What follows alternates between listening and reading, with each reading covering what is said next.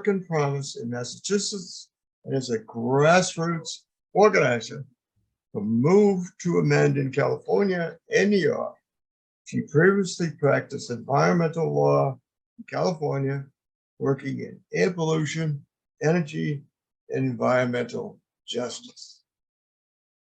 She has a JD and certificate in environmental and natural resource law from Lewis and Clark Law School and a BA in environmental studies with a minor in legal studies from the University of California, Santa Cruz. She is licensed to practice in California. So, Johannes, wave to the audience. Yes, thank you. And our last panelist is Herb Lozano. He's the DEI Senior Program Manager at Greenworks Labs. Herb is the Diversity, Equity, and Inclusion Senior Program Manager at the Brainstown Labs. He is an experienced professional from the city of Boston with a demonstrated history of creating diversity, equity, and inclusion initiatives in the realm of workforce development, compliance, strategy planning, communications, and outreach. Lozano's career path ranged from creating pathways for individuals to access career opportunities in trade unions and apprenticeship programs, to supporting real estate developers with community engagement and strategic planning. Herb is a forward thinker who prides himself in sharing opportunities and resources to help engage communities in supporting aspiring professionals. Right? That now will introduce our panel. And now the first panelist who's going to make a short presentation will be Deborah Mitchell. Okay, Deborah, take it away. I'm a preacher, so I won't be before you long. That's what all the preachers say before they start taking over the sermon, spending about an hour talking. But anyway, that was a joke. It was supposed to be funny, but so anyway, I'm from Natick. I started organization Natick for Black Lives Matter when that first happened with George Floyd was murdered. So anyway, what I am doing now is working on a project, climate action project in the towns of Natick, Framingham, and Ashland. And I'm part of a team with Tom, actually, connecting residents to talk about the local actions the towns can take to prepare and possibly reduce climate change implications. I co-facilitate and organize groups, residents of Natick. And one of the things we're talking about is climate injustice. Tom, do you want to add something? See, I know there was a survey. We participated in a survey for environmental justice at Natick, and you did a lot of work in front of Roach Brothers in Natick. Do you have any results from that survey? Yes, most people were concerned about climate change, and mostly we found that people were interested in organizations to learn more about climate change. Most people know about it, and most people want to read up about it. And we find that some people who live in the lower income areas are least likely to be able to manage if there is something such as a hurricane or a major climate situation. So I put in the chat, and if you want me to share the screen, I can do so, but in the chat is the link Tom, did you want to share the screen? If you click on if I click on it, you'll have the leaders of the group. I was enlisted to be a part of the group.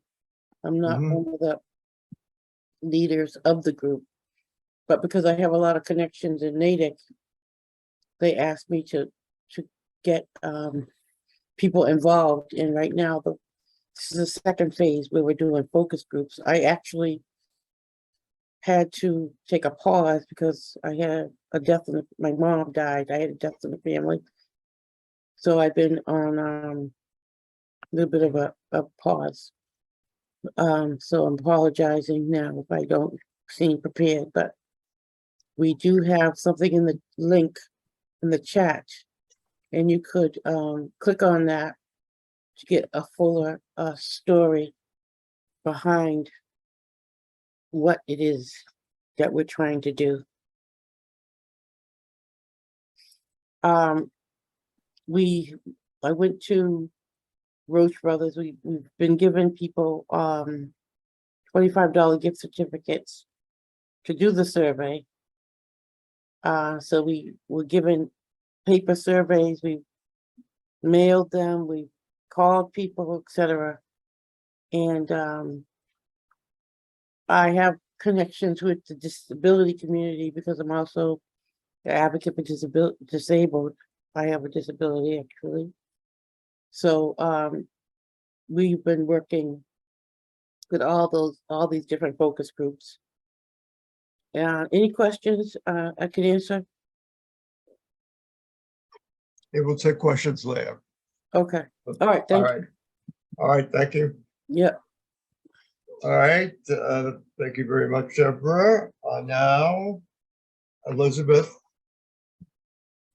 May I share my well, screen? Yes. Or do you have my slides? I have them. Yeah, but let's see if I can. I can't share my screen. I can't share my screen either. I could in the beginning, but not until we got into the breakout group. Here we go. This will work, I think. Can Okay. everybody see my screen now? Yes. Great, thank you very much. Well, as Tom said, I'm Liz Henke, and I'm a Rotarian in East Chapel Hill Rotary in North Carolina. And in 2020, my club decided to partner with Habitat and put a solar array on the first Habitat home to have solar in Orange County, North Carolina. And so you can say, this is a strange project for Rotary. This is not the usual thing that Rotary does. Why did we partner with Habitat and why add solar? I can't go on to the next. Oh, yes, I can. Apologies. So as some of you may know, since 2017, there's been an official partnership between Habitat and Rotary International. And this makes a lot of sense because both of them are nonprofits, both great organizations, service projects, and we're sort of co-located. Just think about it. There's a Habitat affiliate, I'm sure, in your county and multiple Rotary clubs. And Habitat is a wonderful organization. In the 50 years ago, it wasn't around. Now it's a leading worldwide builder of low-income housing. They're in every state. They're in 70 countries. And just in case people are not quite familiar with how Habitat works, they don't give away their homes. They have affordable mortgages for their homeowners that never exceeds 30% of their income. And instead of putting down a deposit, the families put hundreds of hours of sweat equity into building their and other people's homes. It really is truly a wonderful organization. And Habitat is committed to advancing racial equity in homeownership. And nationally, 43% of Habitat homeowners are Black, 2/3 non-white. And I actually checked on this to make sure that was right. So I went to my local habitat to find out what the demographics were of homeowners, habitat homeowners locally. And sure enough, 44% were African-American and I think 12% Caucasian. So habitat doesn't just walk the walk, talk the talk, it actually walks the walk. Because it is, I don't need to tell this panel how important equity in home ownership is. It accounts for the huge wealth gap historically in this country. I can't move on to my next slide. Oh, that worked. Why solar?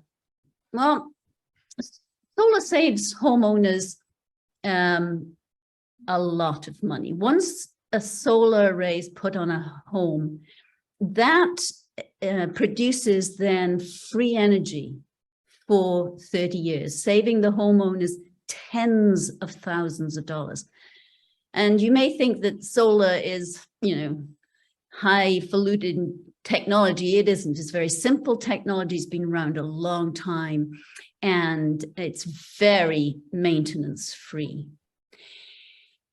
Particularly now with rising energy prices, having solar obviously decreases the impact of those high rising energy prices. Currently, there are major inequities in the deployment of renewable energy for the underserved. You can imagine low-income homeowners benefit the most from adding solar because their energy bill is such a high percentage of their disposable income. But the average yearly income of a family with solar in this country is $115,000. So why? Well, low-income families can't afford the upfront cost of solar, and not infrequently do they not qualify for loans. Also, our tax code perpetuates this inequality by giving tax credits, not rebates. And low-income families don't pay enough federal tax to be able to claim these credits. Solar energy is clean energy, and less pollution means better health. Why is that important? Well, it's important to me. I'm actually a cardiologist. And climate justice and racial justice are linked. In the US, African Americans are exposed to about 1.5 times more particulate than Caucasians. This means increased risk of not just bronchitis and lung cancer, but stroke and heart attack. In part, it's due to low-income individuals and people of color being more likely to be, for instance, live close to the highway or industry. But we frequently forget about indoor air pollution. So if you guys have gas appliances in your house, it's like living with a smoker. Your indoor air pollution is much higher than if you have all electric appliances. Now, you can imagine if you've got solar on your roof, you're going to have indoor electric appliances, not gas appliances, because you don't pay for gas when your electricity is free. I don't need to tell you about the environmental benefits of having solar. And usually I tell people about how much carbon is not generated when you've got solar panels. One habitat solar install on one house is equivalent to planting between 3,000 and 4,000 trees. Now, we Rotarians plant trees for the environment. Can you imagine how long it takes to plant 3,000 to 4,000 trees? So, like some of you who have progressive initiatives, although we were highly successful locally at supporting our habitat, and they went from no solar installs to 14 installs this year, we partnered with other Rotary clubs in the area to get district grants, etc. But we thought, how do we push this initiative forward? It's very difficult to do things from the ground up. And so some of us joined the Environmental Sustainability Action Group of Rotary, ESRAG, and the Renewable Energy Task Force. And together we wrote a manual for Habitat affiliates on how to add solar based on basically our experience.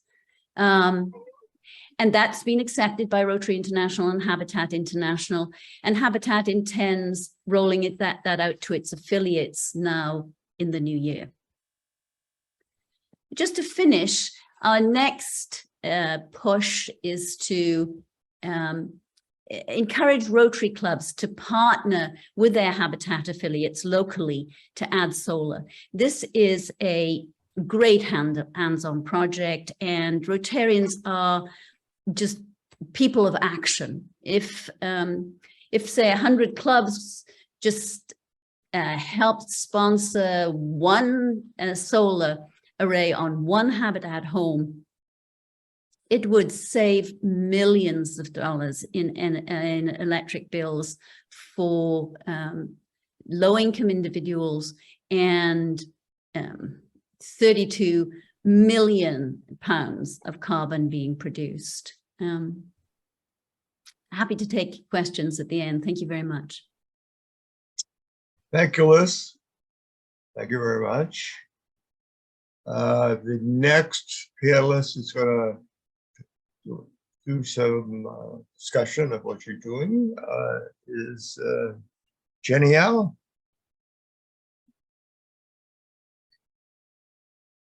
Jenny, are you here? You're muted, Jenny.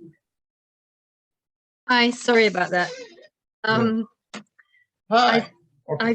Hi, I've been an environmental activist probably since 1970 when I first came to this country. That was the year of the first Earth Day. It followed a few years of the Cuyahoga River catching fire. There was that commercial on television with the Indian paddling down a very polluted river.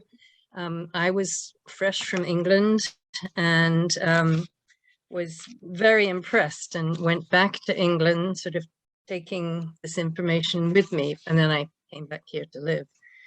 But about 15 years ago, I became aware of the organization 350.org and realized it was about a whole lot more than just clean air and clean water.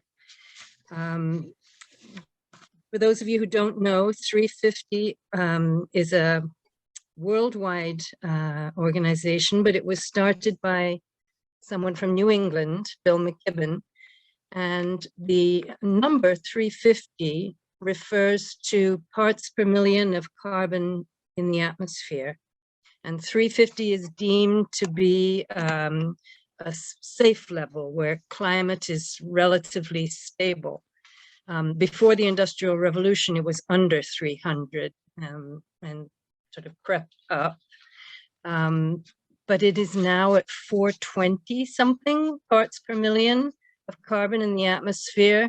And the graph is just shooting up. It's sometimes called the hockey stick graph because it's sort of level and starts rising a little bit and then just takes off.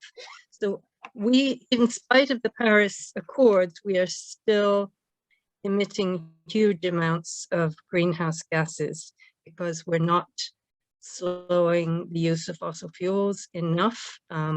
We're burning forests. There are so many things we're doing that are wrong and leading us to more serious climate change.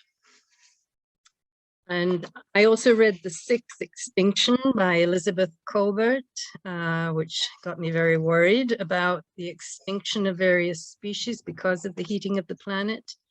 And ultimately, human beings won't be able to live on this heated planet.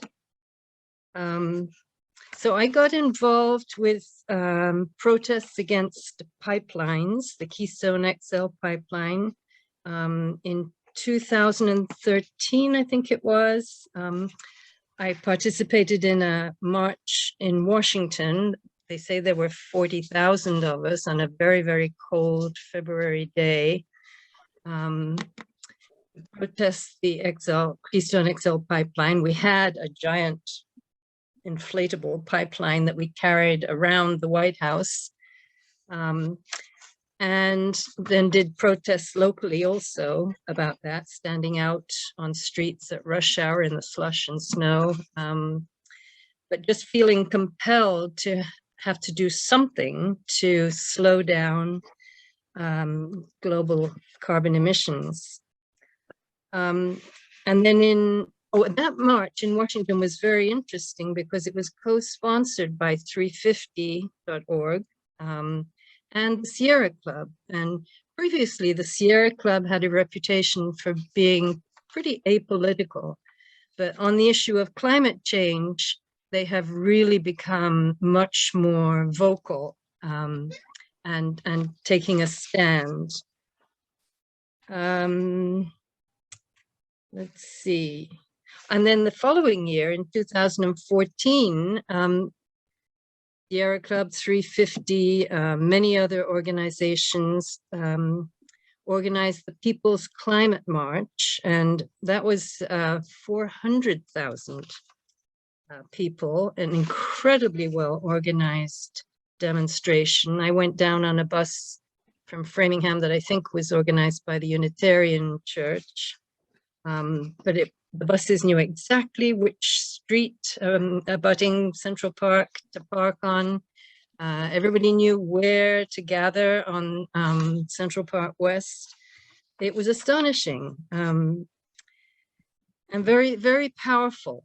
Let's see. And then it wasn't until 2019 that I became aware of Extinction Rebellion. I'm from the west of England, and on Facebook, I suddenly started seeing all these very dramatic actions in my hometown of Bristol. And Extinction Rebellion did start in the west of England, so it really resonated with me as soon as I saw it. It was the spring of 2019 when Extinction Rebellion in London pretty much shut down the city by taking over 5 bridges and major intersections, all very peacefully and very colorfully, and with music and dancing. And the upshot of that was that the British Parliament declared a climate emergency. So I thought, we need that here in the US, and just turned around and there it was. And Boston and LA and New York and Washington all had Extinction Rebellion cropping up.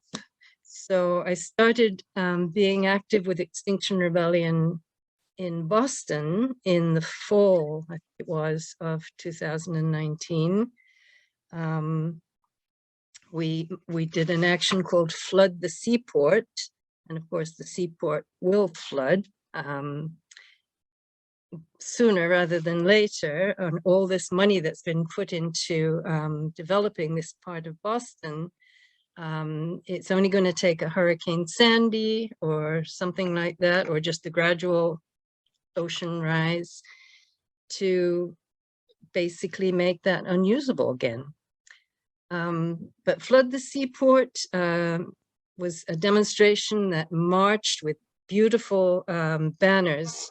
One of the things about Extinction Rebellion is that it has very distinctive art. So it's spread all over the world now. So wherever you are, the graphics look very similar.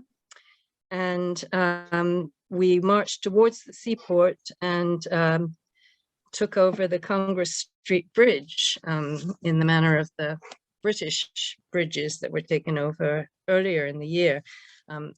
This is not a drill. This says it's a Extinction Rebellion handbook, and there's even a diagram in there on how to take over the bridge.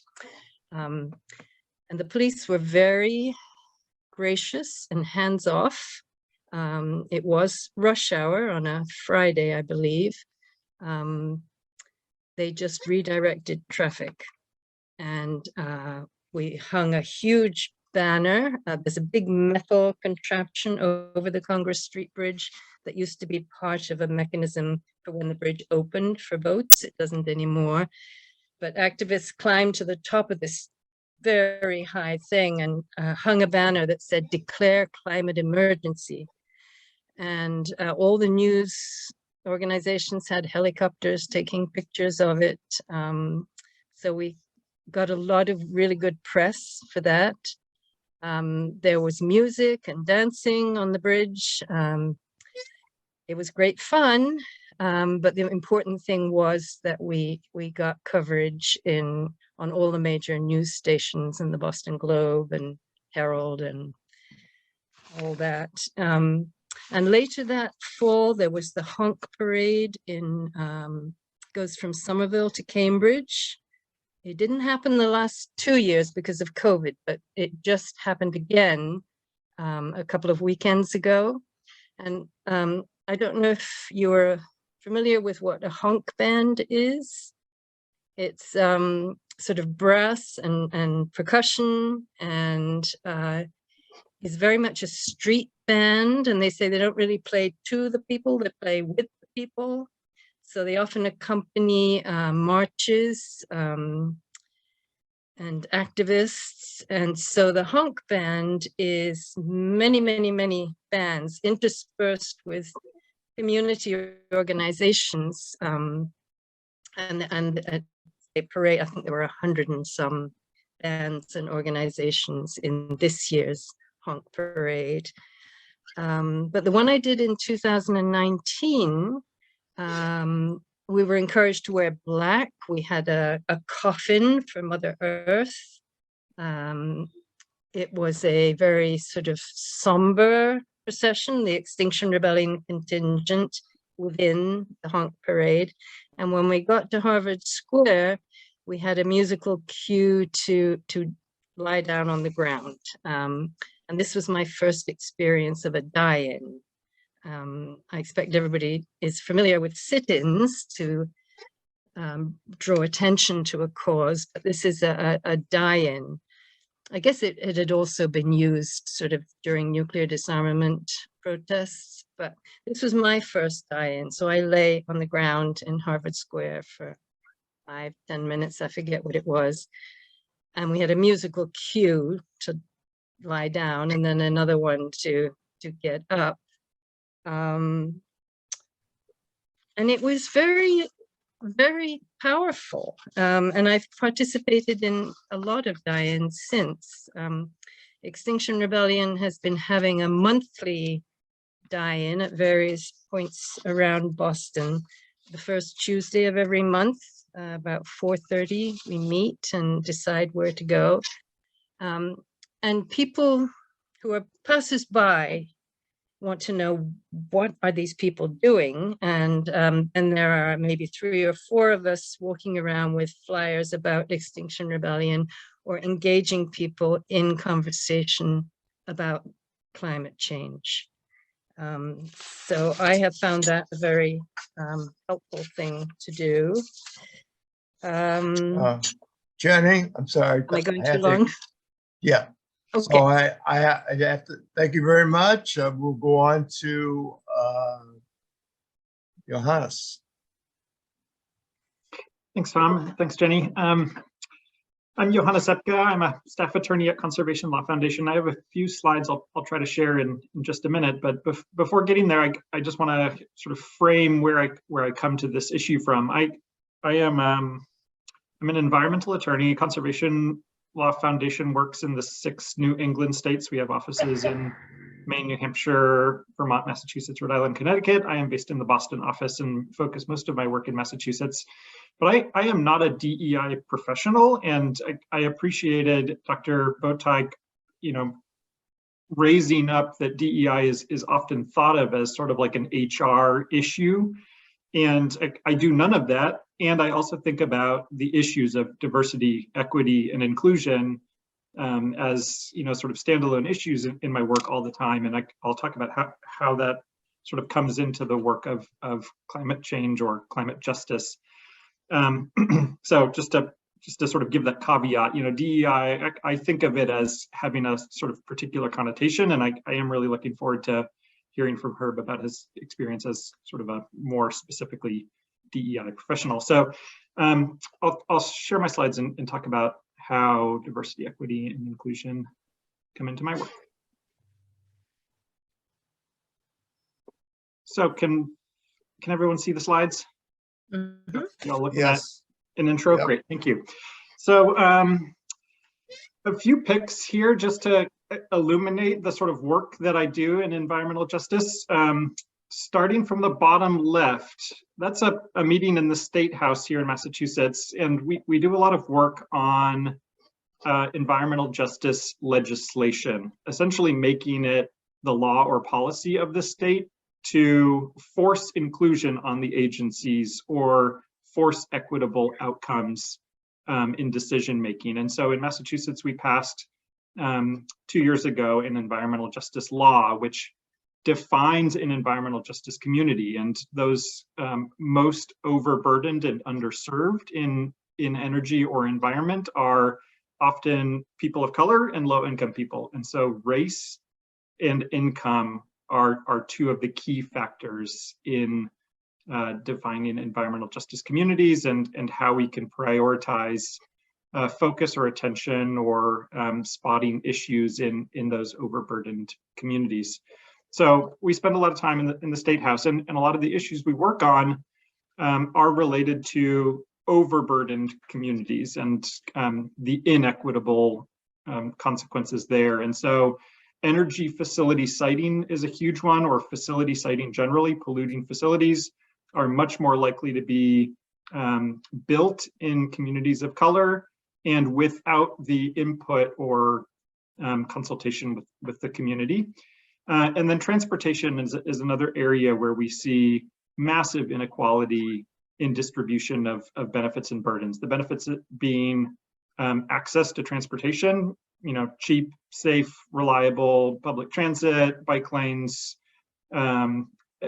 transportation infrastructure more generally, and then the burdens being pollution, the communities that live next to highways and so forth.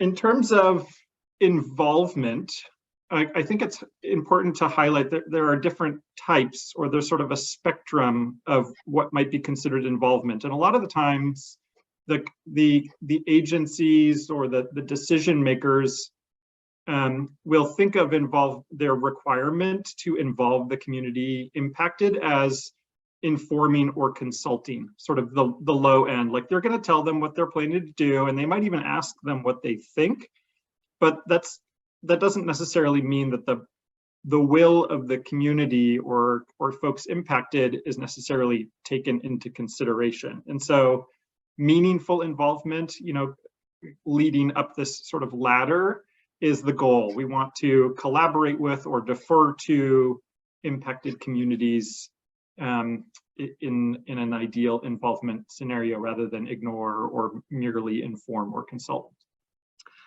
In transportation, the numbers are pretty stark, and I won't read through these, but it is very clear that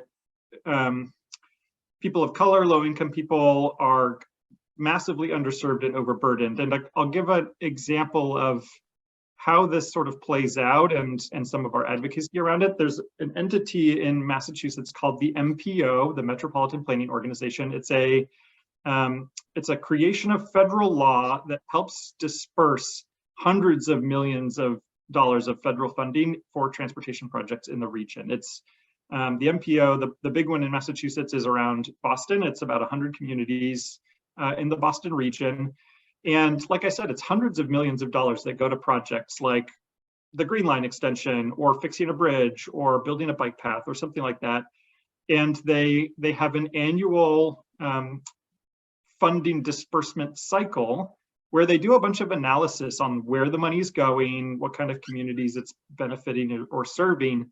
And in the most recent plan, the Transportation Improvement Plan, there were, the analysis concluded that for every dollar going to, every dollar going to a Black or brown or low income community, per capita, there was $1.60 going to wealthier and whiter communities.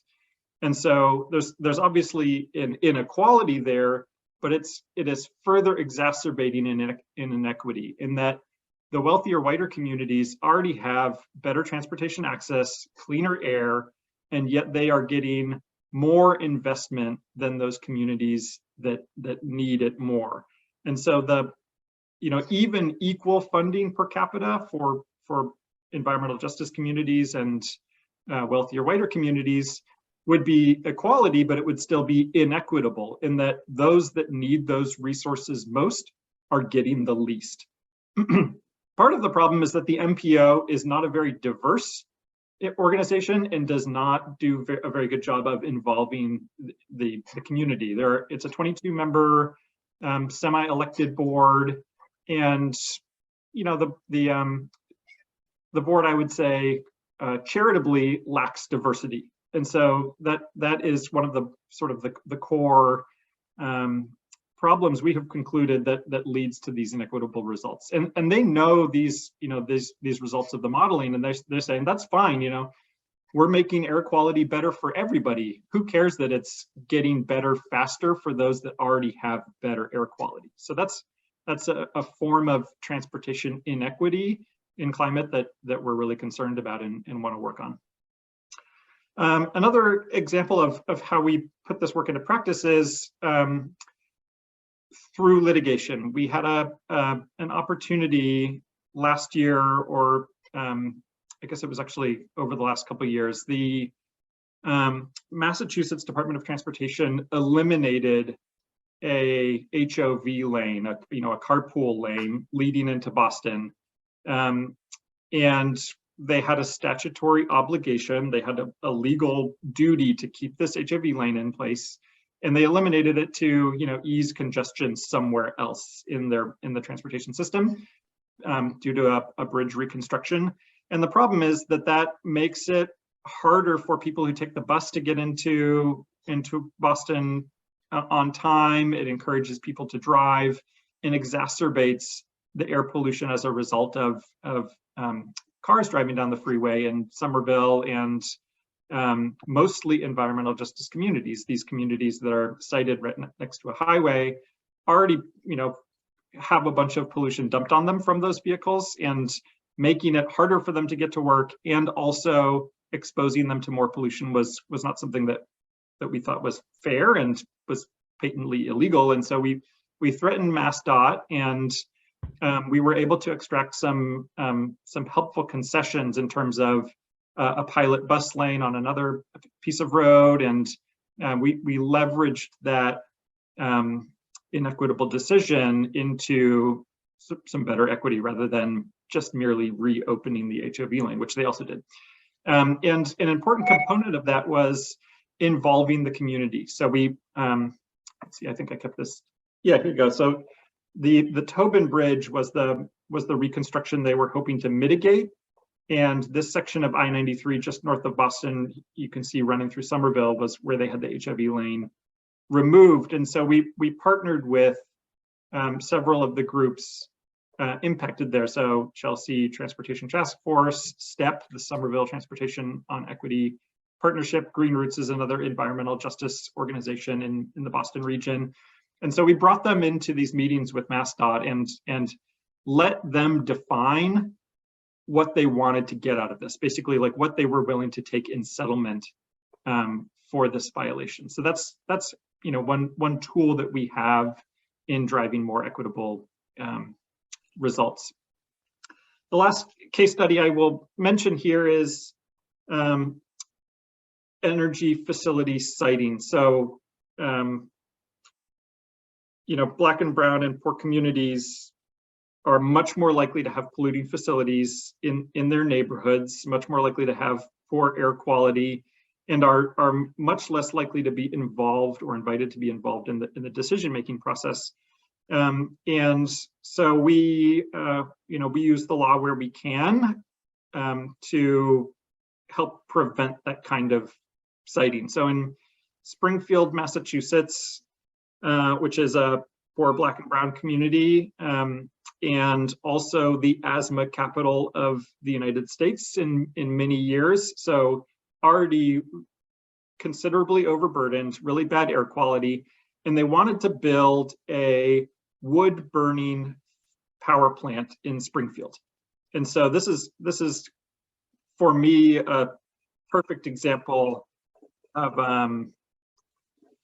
climate injustice. They're trying to use, this quote unquote green energy, renewable energy by burning trees to create electricity, but placing the burden of that technology or that theory of climate solution on a community already overburdened with bad air quality. And so we came in and we offered to help where we could, and we ended up representing the Springfield City Council in opposition to this facility. And I think we have them beat. They have their air permit revoked, their building permit revoked.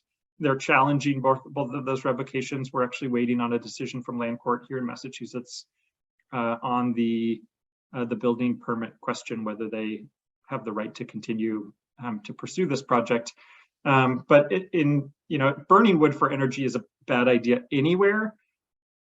Proposing a polluting facility like this in an already overburdened community was an example of climate injustice, trying to use the climate crisis as an opportunity to make money and dump the pollution onto someone else. So I know I'm a little over time, so I will end it there and look forward to questions at the end. Thanks.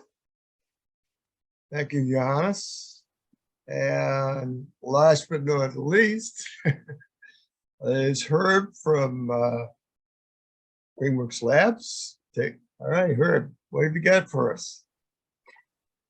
All right, thank you, Tom. I appreciate it. It's nice to meet all of you on this call. As Tom said, my name is Herb Lozano, and I'm the DEI Senior Program Manager at Greentown Labs. Just to tell you a little bit about myself, we had the opportunity to touch on it a little bit in my short bio, but I've been working in the DEI space for about the past 8 years in the city of Boston and throughout Massachusetts, mostly working with large real estate developers in the city of Boston as they come in to the city and propose their projects for development in local and disadvantaged communities. So really just helping them shape the framework of their development projects so that it's more inclusive, so that it meets the needs of the communities and the types and size of families that we have here in the city of Boston, but also helping them to develop their community benefits package, to understand the different pathways and the different avenues that they can take to actually be more inclusive and to diversify and provide those equitable opportunities. So I did that for a while, still do some consulting in the realm of DEI, mostly in cannabis nowadays, as there's a large boom and they have a great social equity program. So just making sure that folks are getting those fair opportunities, and again, making sure that that community benefits buy-in is there from these project owners. And I'll jump into my slides about Greentown Labs. And let me see if I can pull this up the right way. Give me 1 second. Okay, share screen. Pull up my Google Chrome window. Can everyone see those slides? Yes, now we Yes. can. Yep. Tom, can you see the slide? Yep. All right. Yes, we can. Yep. So as Tom said, I'm currently overseeing our diversity, equity, inclusion, and justice initiative at Greentown Labs. And for those of you who are unfamiliar, Greentown Labs is one of the largest climate tech incubators in the country, in the United States. We have over 200 companies, 200 startup companies from around the world that are building tech solutions for climate change. And we have two facilities. We have our headquarters facility, which is an amazing facility in Somerville, Mass. It's a 100,000 square foot facility. We have shared office space. We have several labs where our startups are actively building and developing their technology, their hardware in our building. And we also have a facility in Houston, Texas as well, which is a 40,000 square foot facility, which is much of the same deal.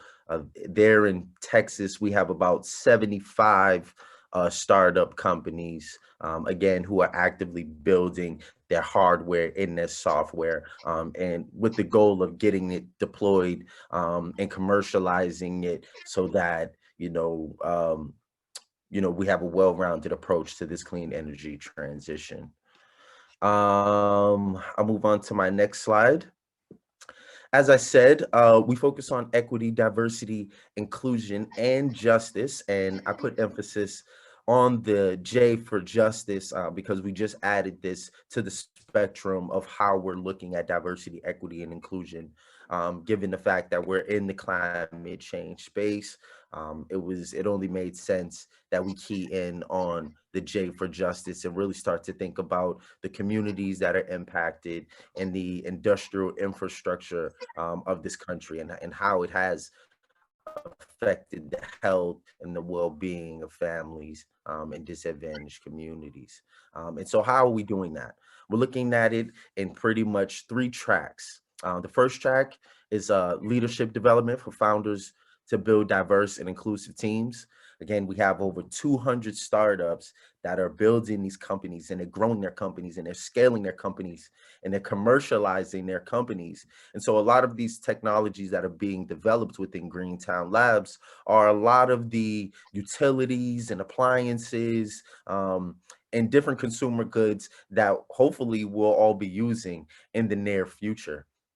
So we really want to make sure that if these companies are kind of driving this clean energy change, and they will be the next Chevron, the next BP, the next Shell, that they are actually thinking about diversity, equity, inclusion, and justice in everything that they do, not in just their technology, but how they actually run their companies.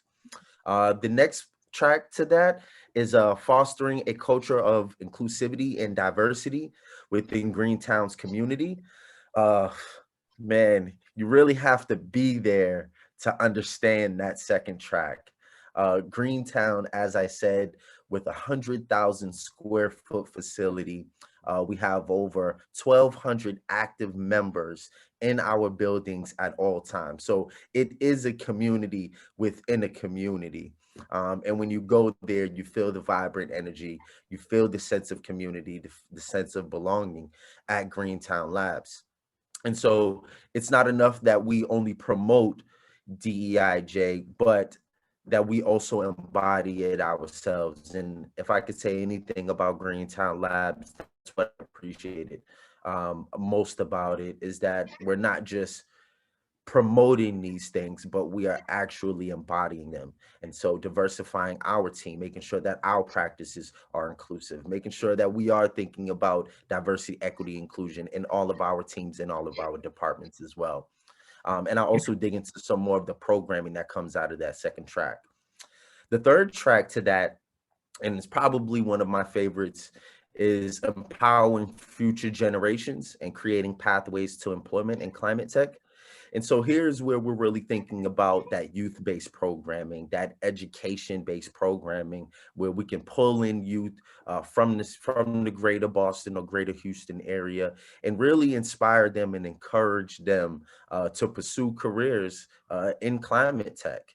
And so we're doing that several different ways across both cities. We're collaborating with Boston Public Schools as well as Houston's Independent School District, which both cities, I should say, are doing really amazing work in the realm of STEM. I'm more so thinking about Houston, Texas. Houston, Texas are doing some amazing things, some unthinkable things that has totally blown my mind since I've gotten familiar with that community. And I'll move on to my next slide. So here is a quick overview of programming that we've been developing over the past year. And I should mention that Greentown Labs has been around for about 13 years in Somerville. It was actually started by 4 MIT grads who were developing their hardware in an MIT lab. They were eventually kicked out of the lab, and so they needed new space, and so they developed Greentown Labs not only for themselves to have access to space and tools, but to create that space and opportunity for others as well. And so one of the things that we did, again, around empowering future generations was we held a career day event. And so at this event, we invited between 8 to 10 schools in the greater Boston area. We invited them to Greentown Labs. We provided them with transportation just to create that access and eliminate that barrier. But we invited them to Greentown, and we got about 25 of our startup founders and CEOs to stop their busy day and to come showcase their business and their hardware and their software to these students. And so these students had the opportunity to connect directly with the founders and CEOs of these companies.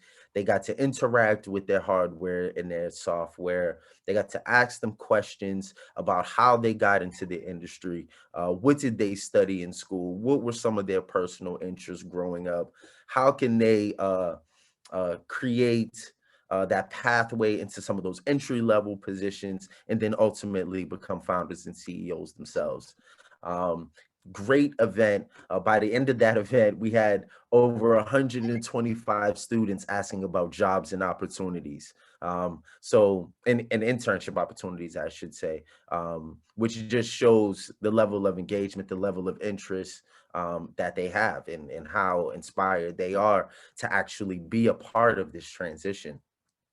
The next part is the second level to our careers track. If you visit the Greentown Labs website, we do have an active jobs board on there where, again, over 200 of our startup companies are actually hiring and promoting open roles to employment. And so we're constantly shooting out these opportunities, these jobs, through our newsletter, but we also host several career fairs throughout the day as well, where we're trying to attract diverse talent. And we've also been encouraging some of our startups to take on what we've been calling a direct to hire process, which eliminates a lot of barriers, again, to some of those entry level or some of those management or some of those higher level positions within a company or an organization. And so we've seen, great traction. We've seen great results and great outcomes of startups, again, getting connected to diverse talent. And one of the things that I'll say about that is, I think that when it comes to opportunities for employment or careers in this clean energy transition, I think that we have to focus on that exactly, the actual transition. And so thinking about the historic disparities around education, around vocational and technical trainings, and all those different things that really create an inclusive workforce, we've really put a focus on the networks that we're tapping into to attract that diverse talent. And what are some of those transferable skills that apply in maybe other fields, but then can also be applied and be very effective and contribute to the success of an organization in the realm of clean energy and climate tech. And so we've really been focusing on that workforce development and job training piece, whether, again, it's a workshop, whether it's a certification program, whether it's getting folks connected to apprenticeship programs, how can we create these pathways that will allow diverse talent to transition into this sector? The next part of that is we have over 5 affinity groups, and we nominate community ambassadors that represent these affinity groups. And so it's not enough to just get folks in the building, get them hired, but also creating a sense of belonging, creating a sense of appreciation for ethnicity, for culture, for diverse backgrounds, for genders, for sexual orientation. All those things that encompass diversity is what our affinity groups focus on. And we've kind of taken on a new model with that. Before, we found that these affinity groups, when you have your BIPOC group and you have your women's group and your veterans group and your LGBTQ plus pride group, that they oftentimes get siloed and they're off in their own corners, and it creates a division among them. So what we decided to do was to nominate community ambassadors that represent these different affinity groups and bring them together in somewhat of a consortium where we can actually organize and support together. I can say one of the initiatives that we are coming together on and really supporting each other on are gender neutral bathrooms. That was a concern and initiative that came out of our LGBTQ group.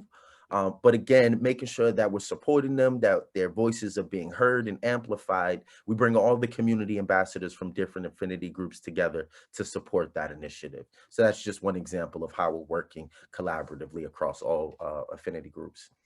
The next one is our working group. This is a mix of startup founders, CEOs, mentors and coaches, and other DEI experts as well, whether that be municipal employees, local business owners, community members and advocates. So bringing them together in a working group to help identify barriers, again, create pathways, and to develop practices to make Greentown Labs and our member companies more inclusive. And so one of the things that we've been focusing on lately is, again, that community benefits plan, right? So as you have your company, as you have your startup, you're scaling, you're growing, you're getting investment, you're even commercializing and deploying your technology, your hardware and your software. What is the give back? What is the community benefits plan across the spectrum of diversity, equity, inclusion, and justice? Where are your strong points? Where's your focus area? What resources and opportunities do you have that you can funnel through either one of those channels, through either equity, diversity, inclusion, or justice? So getting them to think about that. And it's part of the framework of what it will be, I should say, part of the framework of becoming a member at Greentown Labs. So as startups apply to the organization for a membership in our space, one of the requirements is that they will have to develop a community benefits plan. Talk about how they're going to hire and attract diverse talent. Talk about how they're going to create an environment of inclusivity and belonging. Talk about how they're going to share equity and help others get connected to funding and investors and resources. And of course, that J part, the justice. How are they thinking about the communities that have been so negatively impacted, again, by the industrial infrastructure of this country? And the last one, and thank you for bearing with me throughout this presentation, but the last one is the accelerator program that we're building that's geared towards minority and women-owned founders. Our accelerator program, it's still in the development stages. We're developing a 12-month accelerator program, which is specifically geared to the growth and commercialization of these startup companies by minority and women-owned businesses. And so some of the incentives and some of the things that we will provide to this cohort of startups, they'll receive a non-dilutive funding that will go directly towards their business. We're fully funding their membership to Greentown Labs, which is valued at about $5,000 to $7,000 a year. So their membership to Greentown will be fully funded. And we'll provide a bunch of executive coaching, business development workshops, customer discovery, getting them connected with investors and thinking about investor readiness, and how they pitch, and some of that pertinent information that investors are really looking to focus on when they're thinking about allocating funds to a startup. And so the accelerator program, we're doing that in collaboration with a few organizations. One of the organizations is Brown in the Green Space, which again focuses on Black and Brown professionals being integrated into the clean energy ecosystem, and then providing them with the resources for coaching, investment, even procurement and commercialization. And so those are my slides. I will say that this is a quick overview and snapshot of the work that we're doing at Greentown Labs. We're still building our diversity, equity, and inclusion initiative. And so that creates the opportunity for us to implement more programming, again, around workforce development, around youth-based education, as well as investor readiness and access to capital. Thank you. I'll yield the rest of my time if I have any left. Thank you, Tom. Well, thank you, Herb. Okay. Unfortunately, we only have about 10 minutes for Q&A. So is there if there are questions for the audience, I'd appreciate you using the reaction, the little hands at the bottom there if you have questions, and I'll see that and I'll see what I can do to respond to them. So is there any questions from the audience? I just want to say, I feel like so much rich information has just been presented from all of you. And I've been writing notes and I think a lot of it is I have questions now that I want to bring to some of the organizations that I'm involved in. Like, I don't even know, does our local Rotary, are they involved in a solar project? Looking at siloed groups, is there a way we can work together more? And I also find it difficult because I'm in a small town that's predominantly white. And I think sometimes a lot of these issues aren't immediately apparent, but they're absolutely here. And, I hear it's important to work with groups, but a lot of times those groups are outside of our town. But how do we increase awareness in our town so that people feel more of an urgency of how important this work is?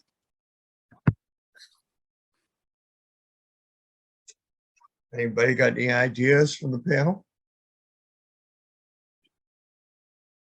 Can you repeat the question? I'm sorry. Well, the first part wasn't a question. It was more of a thank you to you all for all the rich information. And it's a lot of food for thought. But then I guess I kind of trailed off in saying that being in a predominantly small white town, that we do have a lot of issues, but they aren't as immediately apparent. But I guess, how do we increase people's awareness and urgency in our town, that this really is something we need to focus on?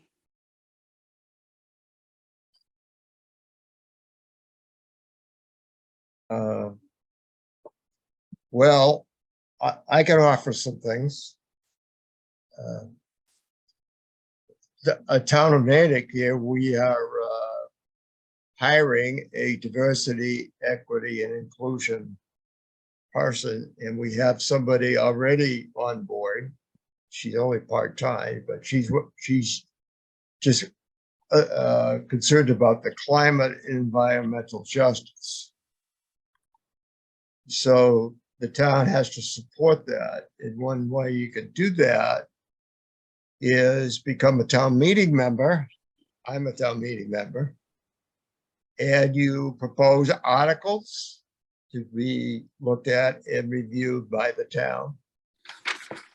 And you'd be surprised.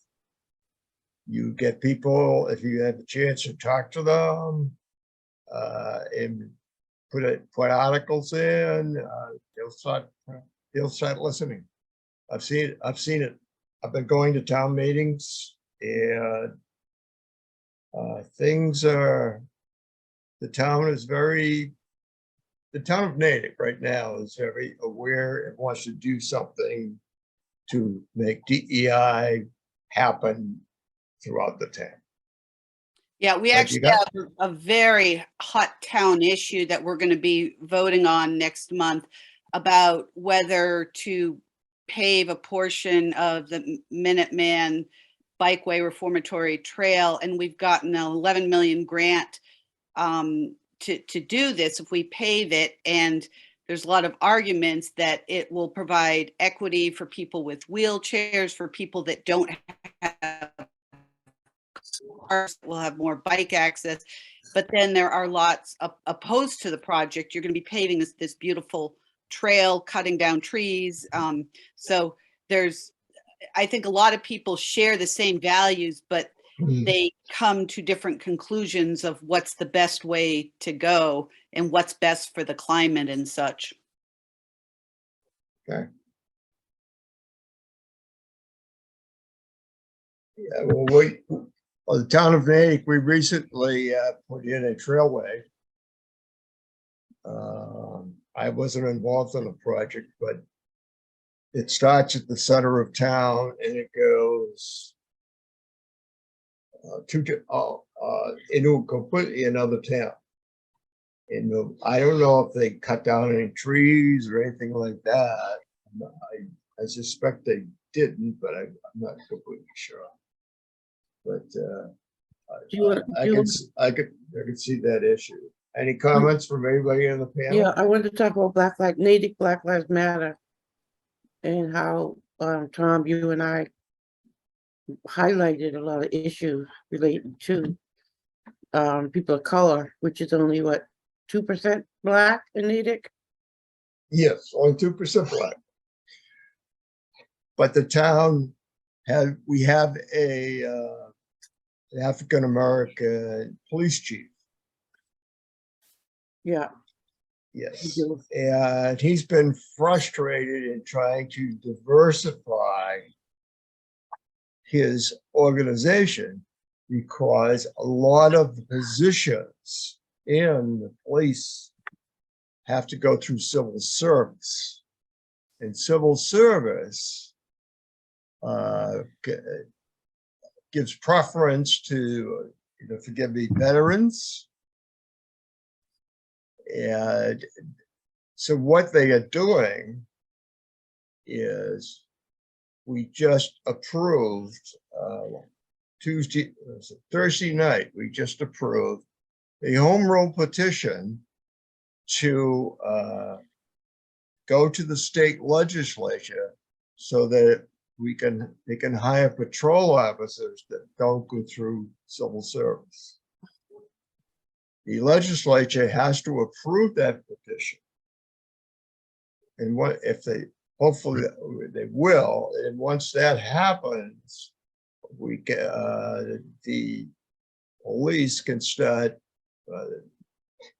he could start doing hiring on a DEI basis, as opposed to like the civil service, which is really not an environment that the DEI happens.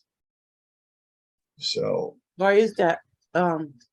I don't know, we'd have to ask Paul that. Okay. But I think it's heavily weighed towards say you have a veteran and a person of color who has much more experience and really looks like a great candidate, but the veteran who may or may not have the experience you want, he or she gets preference.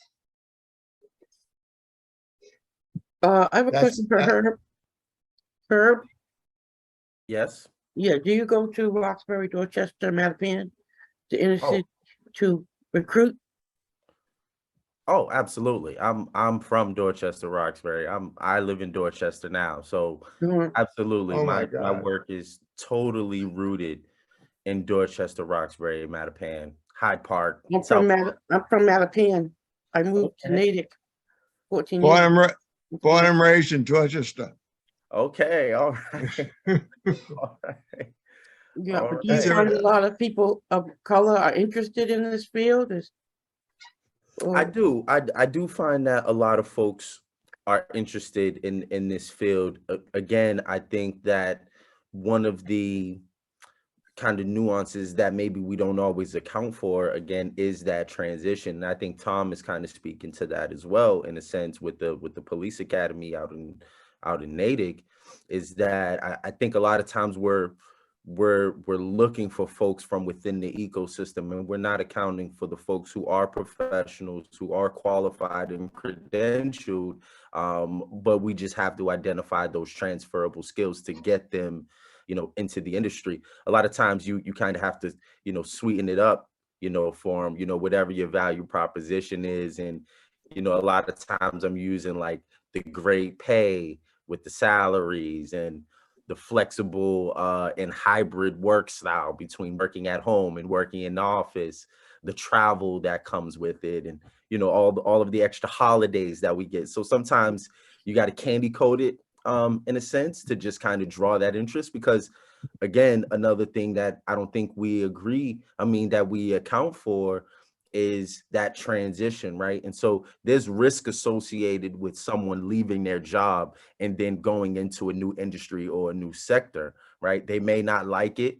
The people there may not like them. It may not be a good fit, but yet I quit my job and gave up all my security and stability to take a chance on this new industry or sector.